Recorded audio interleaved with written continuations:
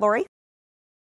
We live our code of values by speaking calmly and respectfully without profanity or sarcasm. This was the toughest one when we played the beep game. Speaking calmly and respectfully without profanity or sarcasm. We're in the trades businesses. So guess where we had the most violations? Profanity, right? So many of our team members just didn't even realize they used profanity so often. But they quickly found out when they were getting beeped right and left that they have got to work on that. And many of you in the room maybe have that same issue. You don't even realize how often you use profanity. I had a gentleman come to visit us one time at the Dwyer Group who was looking at doing a strategic relationship with us. Really sharp, sophisticated businessman, very good at what he did. And we started the meeting off, of course, by reviewing the code of values. And he goes, God, I really love these. These are terrific. Then we get about 5 minutes into the meeting, and he uses profanity. And he's like, oh, God. You know, I don't usually use profanity. I don't know where that came from. And we said, oh, don't worry about it. 5 minutes later, it came out again. Within 15 minutes, he cursed 3 times. The guy was ready to crawl under the table. He was so embarrassed. And we didn't strike a deal with him. It had nothing to do with the fact that he cussed so much. It just didn't work out. It wasn't the right timing for us. But he wrote me a letter, and he said, I will never forget the Dwyer Group because I had no idea how often I used profanity. So every time today when I use profanity, I think about the Dwyer Group. What a great lesson, huh? The other thing, it's amazing the unintended results that come from the code of values. Another part of this one is sarcasm. Many times, and I'm guilty of this too, many times we use sarcasm when we think we're being funny. But if you think about sarcasm, it's usually pointed at somebody, right? So when you make a sarcastic remark, it's usually at somebody. And even though that person may laugh along because everybody else is laughing along, inside they're saying to themselves, what did Dina really mean by that comment? It hurt. It's hurtful, really. Most of the time it is. It's the one we struggle with very often. I've got an executive team lunch right after this meeting this morning, and I will guarantee you that there are times where we have to say, we beep each other and they'll go, no, that wasn't sarcasm, that was having fun in the process. So we have this fine line that we have to really be careful of. But I never thought I was a sarcastic person. We're the glass doctors in the room. I think we've got some glass doctors over here. In 2004, we bought a very large company called Harman Auto Glass. So we basically took a competitor out of the marketplace. But that company was company-owned operations. So we had about 1,600 new employees overnight. So I went out into the field and I was doing town hall meetings with these potentially new employees. It was really going to be up to the new franchisees who bought their locations to decide whether or not those employees were going to stay. But I wanted to make sure they knew who the Dwyer Group was. So I went out into the field. I did about a dozen meetings with groups of 65 to 100 people and introduced to them the Dwyer Group and the Code of Values. And then we did a Q&A at the end of the Code of Values session. And a gentleman at the back of the room, who I know was really just afraid as to whether or not he was going to be hired by the franchise owner buying his location. So he had a lot of fear going on. Asked me a question, and he was a real smart aleck about it. So I responded to his question in what I thought was a very firm and frank manner. 2 guys in the room beeped me. This is all within 45 minutes. They had just met me, just went over the Code of Values. I answered a question I thought in a very firm and frank manner, and they beeped me. I said, why are you beeping me? And they said, because you were sarcastic. I had no idea that my response came across as sarcastic. But it did, evidently, right? 2 guys, not just one, but 2 guys beat me. So I apologized to the young man for responding in a sarcastic manner. That wasn't my intention. And he apologized to me. He said, in front of everybody, he said, you know what, I should have never asked the question with the attitude I had. You didn't deserve that. And of course, he didn't deserve my sarcastic response either. Very interesting as leaders, if we'll own it, how other people will own it too, right? But if we deny it and we pretend like, I'm never sarcastic or I never use profanity, we're probably kidding ourselves. And now I don't use profanity, that is one I can tell you I don't. But sarcasm, my husband reminds me from time to time that I can be sarcastic. So I have to watch myself. So I'm saying that because we all have to be honest with ourselves. All right, let's go to the next one. We live our code of values by acknowledging everyone as right from their own perspective. Everyone has the right to their own perspective, and this is one I get pushback on sometimes. I have franchisees say, well, I don't think everybody's right. And I said, well, I'm not asking you to think that everybody's right. I'm just asking you to acknowledge that people have the right to their own perspective. We were mostly all of us were raised in different environments, right? Unless you come from the same family. We had different parents. Some of us maybe were born in different countries, clearly different parts of the United States, right? So we're naturally going to have different perspectives. It's just human nature. There's nothing right or wrong about it. It's just the way it is. I'll give you an example. We like to have fun at the Dwyer Group.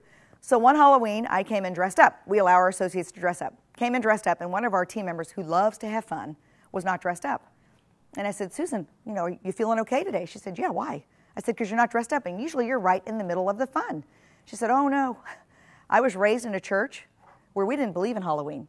In our church, it was satanic. So we never have celebrated Halloween in my family. I said, wow, that's interesting. I was raised that Halloween was about dressing up and getting free candy, right? Two very different perspectives. Was mine right? No. It was only right because that's how I was raised. Was hers right? Maybe not. From her perspective, it was. And I said, Susan, I'm sorry if I've offended you, because I'm dressed up today. She said, you're not offending me, Dina.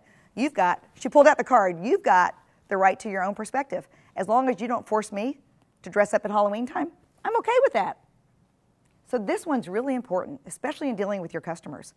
They have the right to their own perspective, and you have no idea where that perspective came from. But just take a deep breath. Don't get upset about it or defensive about it. Take a deep breath and just recognize it's okay. People do have the right to their own perspective. All right, next. We live our code of values by making only agreements we are willing, able, and intend to keep.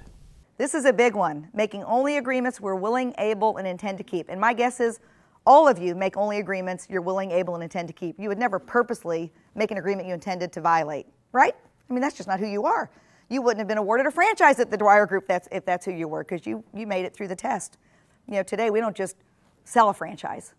We award a franchise. We only invite people to become part of an organization that we believe are truly a good fit for us, because we don't have to just sell a franchise anymore. We're at a different place in our history, 30 years into this business. In the old days, yeah, maybe we'd sell you a franchise just because you maybe had the wherewithal to buy one. That's not the case anymore. So today it's really about, we want people who are willing to live by their agreements. But then sometimes things are moving so fast today that things change and you can't keep your agreement. So let's go to the next one. We live our code of values by communicating any potentially broken agreements at the first appropriate opportunity to all parties concerned.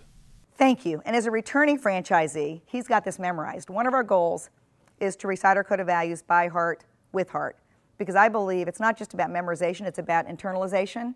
So I encourage you to make a commitment as a leader of your business to learn the code of values by heart, with heart. Thank you very much for demonstrating that. It's important, especially when you're asking your employees to do it. So at the Dwyer Group today, probably 53%, I haven't asked for the latest statistics, 53% of our associates on campus can actually recite the code of values by heart, with heart. My goal, of course, is to have 100% across all the franchise brands, but it's up to you. It's a commitment you need to make. The other thing is the value he read in particular was one that offsets making only agreements we're willing, able, and intend to keep. Sometimes we can't keep an agreement, right? For you Rainbow guys, you may have a customer who you're going out to do a carpet cleaning today, but you have another customer who calls and says, I got 4 inches of water in my house. Could you come take care of this now? It's an emergency. So maybe you told Mrs. Jones you're going to be out there to clean her carpets at 10, but because of the way your team's set up today, you've got an emergency and you need to call Mrs. Jones and let her know right away. You can't keep the agreement. Mrs. Jones, I'm sorry, we intended to be there at 10 o'clock. We've got another customer who's got 4 inches of water in her house. If it's okay with you, we'd like to go ahead and take care of that customer first and come to your house about 2 this afternoon. Would that be okay? Right? You made an agreement you intended to keep. You didn't know the other customer was going to have a flood. And so you let the customer that had the 10 o'clock appointment know as soon as possible you can't keep it. And you know what? She's going to appreciate that, because today so many service providers do not take the time to pick up the phone and say, we're going to be late or we're not going to be able to make it at all. Can we reschedule? They just don't show up. And how does that feel to the person who's took off from work to meet you at their house for you to do the job? It doesn't feel very good, does it? We're all busy today, and we need that kind of respect. But this applies to all areas of life. You may have made an agreement with your employees that you can't keep. If you can't keep it, let your employees know as soon as possible you can't keep it. And if you can tell them why, it's even better. Because you know what? Then they can trust you. They can say, you know what? He took the time to even explain to me why he can't keep that commitment. And that makes me feel good as an employee. All right, let's go to the next one. We live our code of values by looking to the system for correction and proposing all possible solutions if something is not working. Thank you. This is a big one. When things go wrong in our businesses, what do we have a tendency to do? Blame others? Do we sometimes point the finger at this service professional or at this CSR or at this salesman? Sometimes we blame others, and there's a rule of thumb as leaders. When you point the finger at somebody else, what should you be doing to yourself? 3 back, right? Because as leaders, we're responsible. And if people are making mistakes in our business, and they continue to make mistakes in our business, how can we keep pointing the finger at them? We need to look at ourselves and say, what are we not doing that's causing this to be a challenge? So take a deep breath when things happen in your business that's not right, and say, where is there a breakdown in the system? Because again, a franchise is all about systems. So if you have trained your team members to the system, You should have very few breakdowns. You're going to have some occasionally just because we're people. Again, we're human beings running businesses. But most of the time, if you've trained your team to the systems, you should have very few breakdowns. But if you have breakdowns, then you should say, maybe it's time to retrain. Maybe I need to refresh them on this particular system so it doesn't happen again. And occasionally we have personnel issues, right? From time to time we do have personnel issues. It's just a fact of running a business. But what I find most of the time when something's going wrong in my business or in my home or in any relationship I'm in, when something's going wrong, it usually has to do with a lack of systems or a lack of training to those systems. And you know what, guys? This will save you from having high blood pressure. There's no need to yell and get mad at people when things are going wrong in your business. Instead, take a deep breath and take a serious look at the system and say, where's there a problem with the system? And so many times it truly is a systems issue. I'll give you an example. One of the things we do on a regular basis is we contact you to find out how we're doing. How are we doing as a franchisor? And I remember in the old days, today we do a Survey Monkey so you can respond to the survey any time of the night or day that you want. But in the old days, we pick up the phone and every associate at the Dwyer Group would call a franchisee and say, for example, how are our franchise consultants doing? Are you getting a good response? Are you getting the kind of help you need? And I was calling a Rainbow franchise owner one day and she said, oh, Dina, this guy is so good at what he does, but he's not responsive, and I don't want to get him in trouble, but my old franchise consultant was very responsive, but he's slow to respond. It may take 2-3 days sometimes before I hear back from him, but I don't want to get him in trouble because he's so good at what he does. So right away, I'm trained. You know, when you get these memorized and internalized, I'm trained to say, where's there a breakdown in the system? And it was so clear. Right away, I thought, you know what? He's new with the company, and he's so good at the technical side of our business, and we were lacking in that area at the time, that we gave him all the technical projects. So not only was he responsible for responding to the franchisees timely, but he was responsible for a bunch of really big projects. And there was a lot of pressure put on him. So there was no way. We did not set him up to win. There was no way he could respond to the franchisee same day when he had the pressure of all these projects. So we said, look, his name was Darren. Look, Darren, we're going to back off of these projects. They're important, but they're not nearly as important as you responding to the franchise owner same day. How do you think he felt? Whew. God, I'm glad they realized that, because I wasn't going to sit here and complain about it, but there was no way I could respond to these franchisees timely. So we looked at the system for correction. I felt good, he felt good, and his supervisor felt good. And guess what? The franchisee then was getting a more timely response. So look to the system for correction when things are not going right in your businesses.